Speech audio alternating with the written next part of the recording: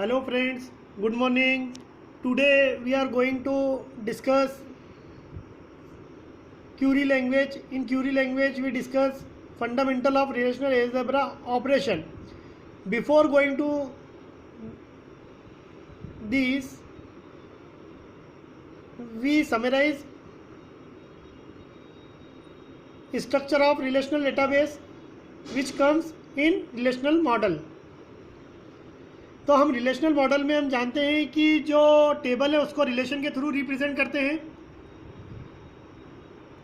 और जो कॉलम होता है रिलेशनल मॉडल में उसको हम एट्रीब्यूट बोलते हैं और जो रो रहती है उसको हम टपल बोलते हैं।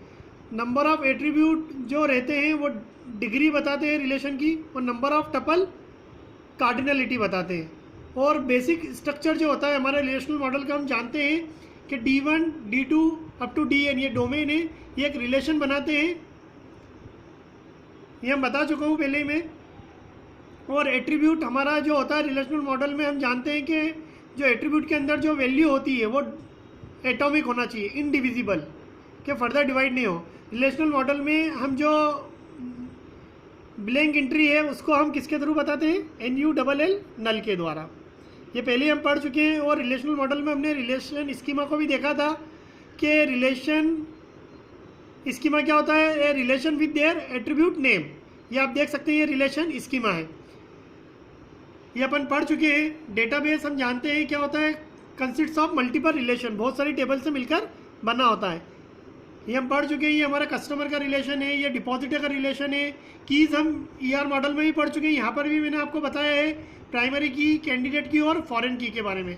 फॉरेन की के बारे में बता चुका हूँ कि जब भी हमें फॉरेन की बनाना है तो पहली टेबल में जो हमारी की है वो प्राइमरी की होना चाहिए, सेम एट्रीब्यूट की। जैसे यहाँ अकाउंट नंबर प्राइमरी की है, इसका रेफरेंस देकर हमने सेकंड टेबल में अकाउंट नंबर को फॉरेन की बनाया है। अब आज जो हम फोकस करेंगे क्यूरी लैंग्वेज के ऊपर। किसके ऊपर फोकस करेंगे? Curie language. हम सबसे पहले देखिए क्यूरी लैंग्वेज होती क्या है। क्यूरी लैंग्वेज कौन सी लैंग्वेज है? Language in which user request information from database. ये एक ऐसी लैंग्वेज है जिसमें यूज़र रिक्वेस्ट करता है डेटाबेस से।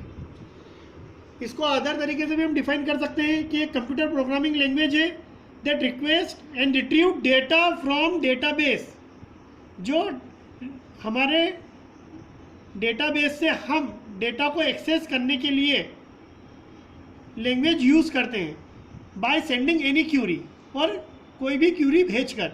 क्यूरी लैंग्वेज को हमने दो कैटेगरी में क्लासीफाई करा है, दो भागों में विभाजित किया है, प्रोसीजरल क्यूरी लैंग्वेज और नॉन प्रोसीजरल क्यूरी लैंग्वेज। ये प्रोसीजरल क्यूरी लैंग्वेज जो है ये प्रोग्रामिंग लैंग्वेज के क्लोज है और ये डोमेन इंडिपेंडेंट होती है। प्रोसीजरल क्यूरी लैंग्वेज और नॉन प्रोसीजरल क्यूरी लैंग्वेज, इन दोनों में बेसिक डिफरेंस क्या होता है? प्रोसीजरल क्यूरी लैंग्वेज के नाम से ही हमें समझ में आता है कि व्हाट इज़ रिक्वायर्ड, हमें क्या ज़रूरी है, and how to get it, और उसे कैसे लेंगे। It means it performs step by step process. इसका मतलब है कि सीक्वेंस ऑफ ऑपरेशन हम परफॉर्म करते हैं प्रोसीजरल क्यूरी लैंग्वेज में। नॉन प्रोसीजरल लैंग्वेज में व्हाट इज़ रिक्वायर्ड तो रहता है कि हमें क्या चाहिए, लेकिन without how to compute it, लेकिन उसको कैसे कंप्यूट करेंगे ये डिफाइन नहीं होता है। अब आज हम एक पार्ट पढ़ेंगे प्रोसीजरल क्यूरी लैंग्वेज में रिलेशनल अलजेब्रा का बेसिक ऑपरेटर। बेसिक ऑपरेटर में भी आज हम जो देखते हैं कि यूनरी ऑपरेटर आते हैं और बाइनरी ऑपरेटर आते हैं। रिलेशनल अलजेब्रा में और भी ऑपरेटर होते हैं जिनको एक्सटेंडेड या ड्राइव ऑपरेटर भी बोलते हैं। ये एक्सटेंडेड या ड्राइव ऑपरेटर क्या होते हैं? ये वो ऑपरेटर हैं जो बेसिक ऑपरेटर के थ्रू ड्राइव होते हैं, जो मिलते हैं। अब जो रिलेशनल अलजेब्रा है उसमें जो बेसिक ऑपरेटर होते हैं वो यूनरी ऑपरेटर होते हैं हमारे, और बाइनरी ऑपरेटर होते हैं। कौन से ऑपरेटर होते हैं? यूनरी और बाइनरी। यूनरी ऑपरेटर किन्हें बोलते हैं? जो ऑपरेटर इनपुट में एक रिलेशन लेता है वो प्रोड्यूस करता है नया रिलेशन। जो ऑपरेटर इनपुट में एक रिलेशन मतलब एक टेबल लेता है वो प्रोड्यूस करता है नया रिलेशन। इसके अंदर हमारे कौन से ऑपरेटर आते हैं? Projection operator, select operator, rename operator. इनको हम वन बाय वन आज देखेंगे। दूसरा जो हमारा क्लासिफिकेशन है बाइनरी ऑपरेटर है, जो ऑपरेटर इनपुट में दो रिलेशन लेता है, मतलब दो टेबल एज ए इनपुट लेता है, वो प्रोड्यूस करता है एक नया रिजल्ट रिलेशन, नया रिलेशन प्रोड्यूस करता है एज ए रिजल्ट। लेकिन एक चीज़ और बता दूं, जो नया रिलेशन आता है उसका कोई नाम नहीं होते हैं, जो नए रिलेशन आते हैं हमारे उनके नाम नहीं होते हैं। तो हम आज 1 बाय 1 कौन सा ऑपरेटर देखेंगे, project operator, select operator and rename operator. कौन सा ऑपरेटर देखेंगे, project operator, select operator and rename operator. ये आप देख सकते हैं, मैंने आपको कुछ PDF शेयर भी करे थे स्टूडेंट्स। तो सबसे पहला जो मैं ऑपरेटर आपको पढ़ाने जा रहा हूँ वो है सिलेक्ट ऑपरेटर। सिलेक्ट ऑपरेटर को हम किसके द्वारा बताते हैं, कौन से सिंबल के द्वारा बताते हैं, आप देख सकते हैं ग्रीक लेटर सिग्मा, किसके थ्रू रिप्रेजेंट करते हैं, ग्रीक लेटर सिग्मा के द्वारा हम इसको दर्शाते हैं। ये कौन सा ऑपरेटर है, एक यूनरी ऑपरेटर है। ये कौन सा ऑपरेटर है, यूनरी ऑपरेटर है। ये मैंने बताया आपको, यूनरी ऑपरेटर है, इसको ग्रीक लेटर सिग्मा के द्वारा हम डिनोट करते हैं। हम एक रिलेशन का एग्जांपल ले सकते हैं। यहाँ पर आपको दिख रहा है एक रिलेशन है जिसमें 4 एट्रीब्यूट है, ABCD, है ना।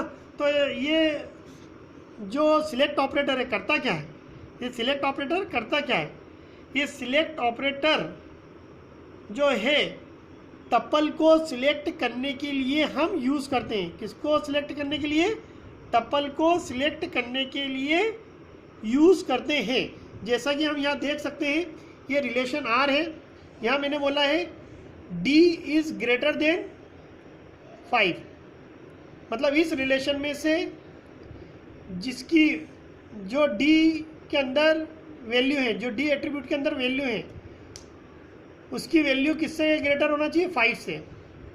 और यहाँ एंड भी करा है, और किस में A की वैल्यू किसके बराबर होना चाहिए, B के। ऐसे सारे टपल सिलेक्ट हो जाएं। अगेन फिर से मैं रिवाइज करूँगा, जो R हमारा रिलेशन है उसमें D की अंदर जो वैल्यू है वो 5 से बड़ी होना चाहिए।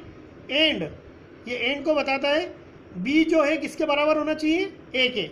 ऐसे सारे टपल, ऐसे सारे रो सिलेक्ट हो जाएं। आप देख सकते हैं यहाँ पर 7 7 3 10, पहली कंडीशन थी D इज़ ग्रेटर देन 5। तो आप देख सकते हैं ये वाला टपल तो रिजेक्ट हो जाएगा, क्योंकि ये यहाँ पर 3 इज़ लेस देन 5, तो ये तो हट ही गया है। अब बची है 3 रो, 1 2 3। अब यहाँ देखते हैं कि A किसके बराबर है, B के बराबर है कि नहीं। कौन कौन सी टपल में A B के बराबर है, alpha is equal to alpha बराबर है, alpha is equal to beta, तो ये टपल भी रिजेक्ट हो जाएगी। फिर यहाँ पर तो ये कंडीशन फॉल्स हो गई थी क्योंकि D इज़ लेस देन 5 था। फिर यहाँ देखेंगे beta is equal to beta, A बराबर B, तो पहली और हमारे चौथे नंबर की टपल सिलेक्ट हो जाएगी, पहले और चौथे नंबर की हमारी रो सिलेक्ट हो जाएगी। आप देख सकते हैं। तो हमारा जो सिलेक्ट ऑपरेटर क्या करता है, रो को सिलेक्ट करने में हमारी मदद करता है। इसके बाद हम कौन सा ऑपरेटर पढ़ेंगे, प्रोजेक्शन ऑपरेटर। कौन सा ऑपरेटर पढ़ेंगे हम, प्रोजेक्शन ऑपरेटर। प्रोजेक्शन ऑपरेटर हम यहाँ देख सकते हैं, प्रोजेक्शन ऑपरेटर को हमने किसके द्वारा रिप्रेजेंट करा है, पाई के द्वारा। किसके द्वारा रिप्रेजेंट करा है, पाई के द्वारा। किसके द्वारा रिप्रेजेंट करते हैं हम, पाई के द्वारा। अब ये प्रोजेक्ट ऑपरेटर भी हमारा एक यूनरी ऑपरेटर है। इसके द्वारा हम क्या करते हैं, इसके द्वारा हम क्या करते हैं, रिलेशन में जो एट्रीब्यूट हैं, ये जैसे हमारा एक रिलेशन R है, अब A B और C ये 3 एट्रीब्यूट हैं। इस रिलेशन R में से जिन एट्रीब्यूट को मुझे सिलेक्ट करना है, तो उनको मैं कौन सा ऑपरेटर के थ्रू सिलेक्ट कर सकता हूँ, प्रोजेक्ट ऑपरेटर के थ्रू। कौन सा ऑपरेटर के थ्रू, प्रोजेक्ट ऑपरेटर के थ्रू मैं हमारे एट्रीब्यूट को रिलेशन में से सिलेक्ट कर सकता हूँ। जैसे यहाँ देख सकते हैं, ये मेरा पाई एक प्रोजेक्ट ऑपरेटर है। यहाँ R इज़ द रिलेशन, मुझे कौन से एट्रीब्यूट चाहिए, कौन से कॉलम चाहिए, C और A। तो आप देख सकते हैं मेरे को कौन से कॉलम मिलेंगे अभी यहाँ पर, A और C। तो आप देख सकते हैं A C, alpha 1 alpha 1 alpha 1 alpha 1 beta 1 beta 1 beta 2। तो प्रोजेक्ट ऑपरेटर बेसिकली कर क्या रहा है, एट्रीब्यूट को सिलेक्ट करने में हमारी मदद करता है, और जिन एट्रीब्यूट को सिलेक्ट नहीं किया जाता है उन्हें हम क्या कर देते हैं, एलिमिनेट कर देते हैं। अब देख सकते हैं ये इस एट्रीब्यूट को हमने सिलेक्ट नहीं करा है, इसको एलिमिनेट कर दिया है। तीसरा जो ऑपरेटर है हमारा, वो कौन सा ऑपरेटर हम पढ़ेंगे, रीनेम ऑपरेटर। रीनेम ऑपरेटर, मैं रीनेम ऑपरेटर आपको पहले पढ़ाऊंगा। क्यों? क्योंकि रीनेम ऑपरेटर भी यूनरी ऑपरेटर है। इसको हम कौन से ऑपरेटर के द्वारा रिप्रेजेंट करते हैं, रो के द्वारा। ये देख सकते हैं इसको कौन सा ऑपरेटर के द्वारा रिप्रेजेंट कर रहे हैं, रो।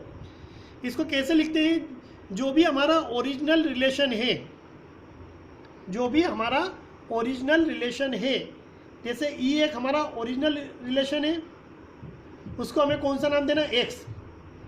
तो जिस रिलेशन को हमें रीनेम देना है, मतलब उसका नाम बदलना है, जैसे अगर किसी रिलेशन का नाम ई है, उसको अगर हमें एक्स देना है, तो आप यहाँ देख सकते हैं रो ऑपरेटर का यूज़ करा है, और जो ओल्ड रिलेशन है उसका नाम ई है, हमने बताई है, और उस ओल्ड रिलेशन ई को हम कौन सा नया नाम दे रहे हैं, एक्स। तो अब हमारी जो नया रिलेशन आएगा उसका नाम क्या रहेगा, एक्स। तो return the expression E under the name x. Thank you.